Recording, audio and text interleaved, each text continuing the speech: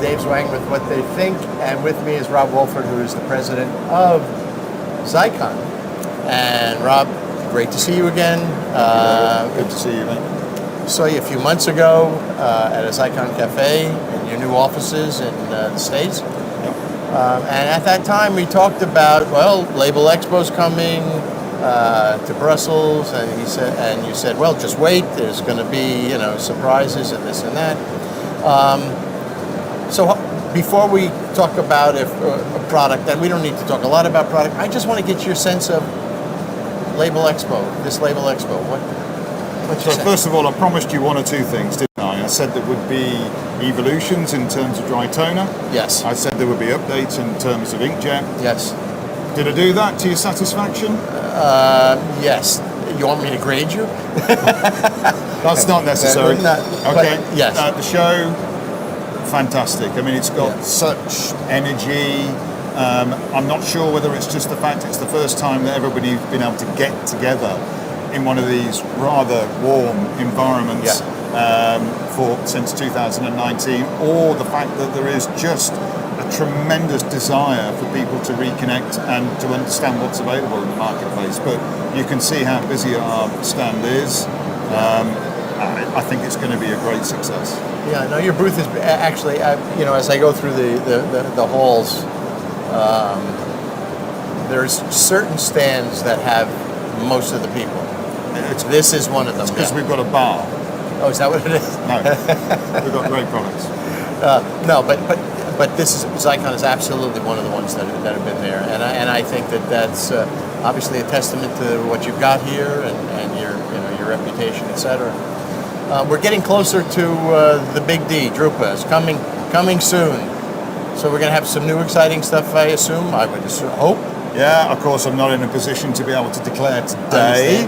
But as I said to you, what you will see at LabelExpo is the first of an ongoing process to reduce the development cycle within Xeikon on both of its technology types. So yes, you should expect to see something new on the inkjet side in particular at the show. Definitely. Okay. Very good. Definitely. Very good. I'm looking forward to it. That's all right. Yeah. I understand, someone told me you've actually placed either one or two more of the Ideras out there too now. We've got two presses now running, one in Germany and one in America, in Philadelphia. The beta one, the first press, was in Philadelphia. It's been through its ramp-up phase. I'm really pleased to say now we're delivering some excellent results.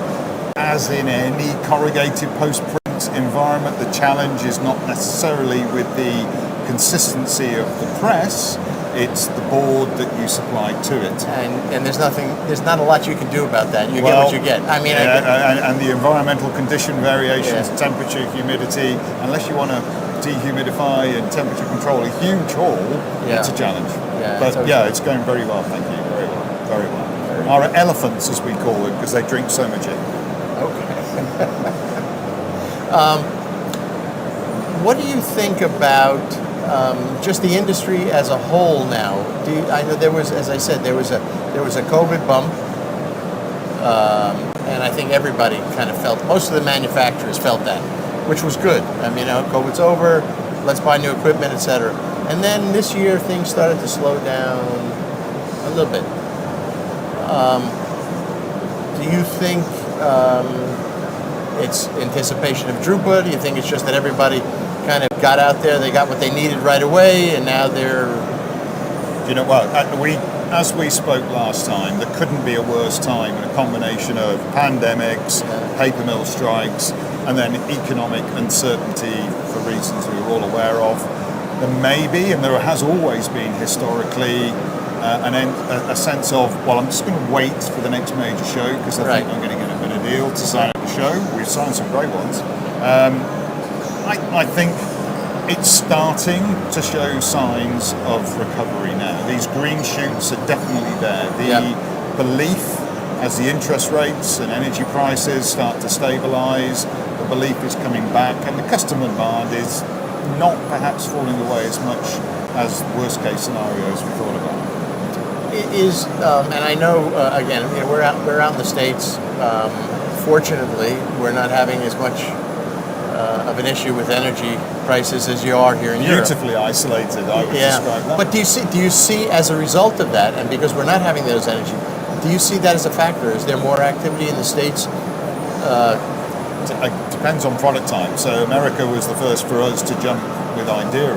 Yeah. That's a fairly high energy consuming machine. Right. But without a doubt, it's driven us on our development path. You see the LED cure-only inks here. Yeah. They can save an end user tens of thousands of euros a year in energy costs just by removing that GEW. It's definitely a factor. And within Europe, sustainability, more and more and more. Yeah. We talked about it in yesterday's press Absolutely. conference. Absolutely. And I'm hoping that some of that rubs off and comes down to the States. It will. The question is, how much are people prepared to pay for it?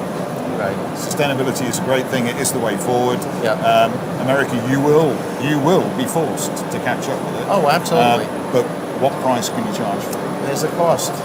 Either way, there's a cost. We take the view that it's the right thing to do, and as a consequence, QBE toner, latest toner, same price as standard toner. Yeah. Rob, thank you. That was easy. It was easy, man. Hopefully, we'll get together at least at Drupa, if not before. We will. Very good. Thank you, David. Thank you. Cheers.